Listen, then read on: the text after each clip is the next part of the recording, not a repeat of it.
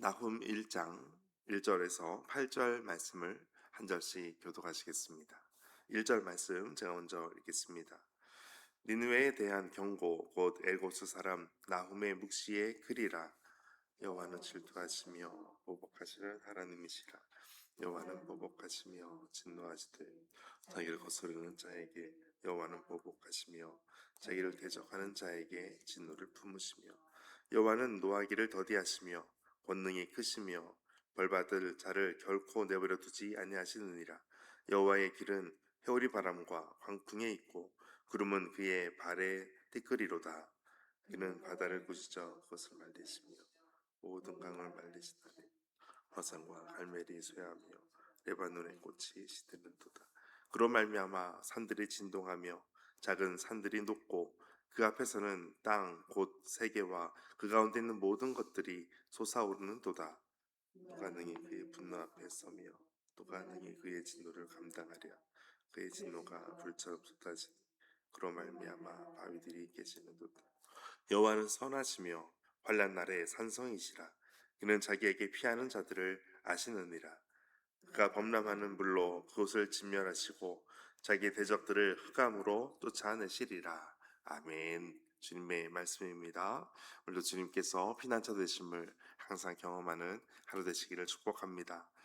요나가 니느웨에 대해서 경고한 지 이제 100년이 지났습니다.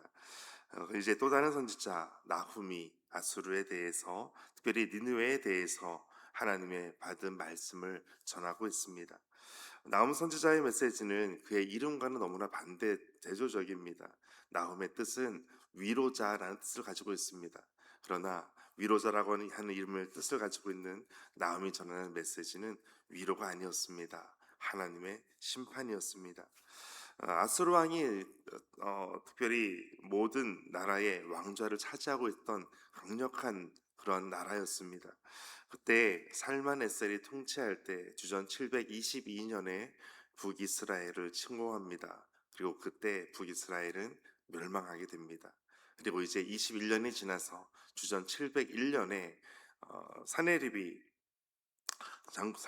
통치하는 때에 그때 장군 랍사게라고 하는 장군이 이스라엘을 다시 쳐들어옵니다. 남쪽 유다를 쳐들어오게 됩니다. 그때 랍사게는 그 당시 왕 히스기야 왕에게 외쳤던 것이 있었습니다. 그것이 열왕기하 19장 10절 11절 말씀입니다. 제가 읽겠습니다. 너가 믿는 내 하나님이 예루살렘을 아수르 왕의 손에 넘기지 아니하겠다 하는 말에 속지 말라. 아수르의 여러 왕이 여러 나라에 행한 바 진멸한 일을 너가 들었나니 너가 어찌 구원을 얻겠느냐라고 외칩니다. 한마디로 지금 아수르 왕이 정복했던 이 모든 것을 봤을 때 너는 너의 신인 여호와가 구원할 것이라고 하는 것을 속지 말라, 믿지 말아라.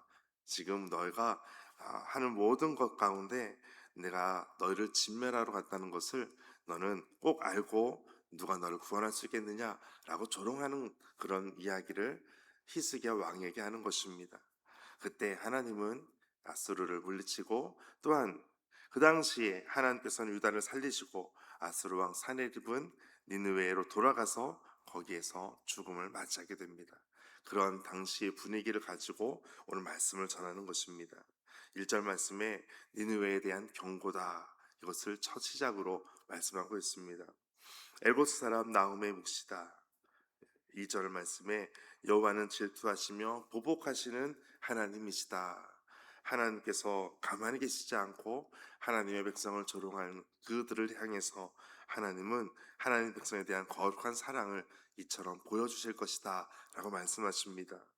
하나님 어떤 분이신가? 2절 마지막에 보면 여호와는 보복하시며 또한 여호와는 자기를 대적하는 자에게 진노를 품으시는 분이시다. 보복하시고 진노하시는 하나님, 든든한 우리에게 백이 있는데 바로 여호와 하나님이십니다. 3절 말씀에 그 하나님은 노하기를 더디하시고 권능이 크시고 벌받을 자를 결코 버려두지 아니하시는 분이시다. 이 말씀에 보면 너무나 대조적인 부분입니다. 노하기를 더디하시고 권능이 크시다. 이 말씀은 이스라엘 백성들에게, 유다 백성들에게는 굉장히 큰 위로가 됩니다. 그러나 또 하나의 더 큰 위로는 벌받을 자들을 결코 내버려 두지 않으신다. 하나님은 하나님의 백성을 대적하는 자들을 결코 두지 않으신다라고 말씀합니다. 그 하나님은 어떤 분이신가? 이스라엘 백성들을 향해서 이렇게 또한 말씀하고 있습니다. 여호와의 길은 회오리 바람과 광풍에 있고 구름은 그의 발에 티끌이 있다. 그리고 바다를 꾸짖어 그것을 말리시기도 하고, 이것을 볼 때 특별히 이스라엘 백성들이 홍해를 지나 하나님의 준비한 가나안 땅에 가게 되는 그 모든 것을 연상하게 됩니다. 모든 강을 말리신다. 모든 강, 요단강을 말리시는 하나님, 홍해와 요단강을 말리시는 하나님, 바산과 갈멜이 쇠하며 레바논의 꽃이 시드는도다. 바산과 갈멜은 비옥한 녹초지입니다. 그런데 그 모든 것도 하나님께서 이렇게 쇠하게 하시는 곳이고, 레바논의 꽃도 시들게 하시는 분은 우리 하나님이시다.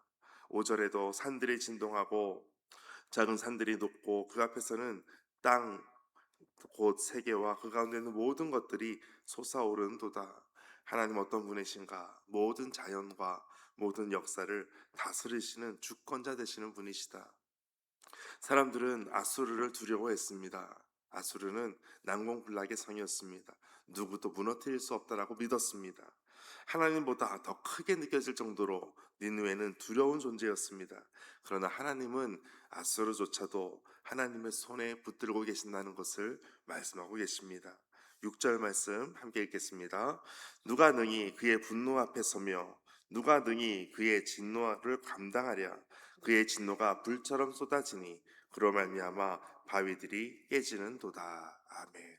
바위와 같은 니느웨의 성, 그 성도 다 깨진다라고 말씀합니다. 지난 주일에 설명드렸던 것처럼 그 성의 높이가 30m입니다. 아파트 10층 높이입니다. 폭이 10m가 넘습니다. 전차 세대가 위에서 양왕복으로 다닐 정도가 됩니다. 그 주위에는 해자가 있습니다. 물이 다 그 성을 두르고 있습니다. 누구도 그 성을 점령할 것이라고는 상상을 못할 정도입니다.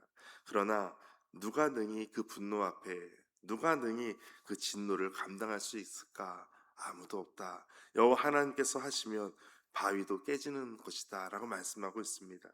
그러므로 우리가 스스로 내가 스스로를 지킬 수 있다라고 믿는 사람이 있다면 스스로 그렇게 하겠지만, 만약에 그렇지 못한다면 누가 우리를 지키고 누가 우리를 보호할 수 있을까? 그것은 이제 7절에 그 답이 있습니다. 7절 함께 읽겠습니다.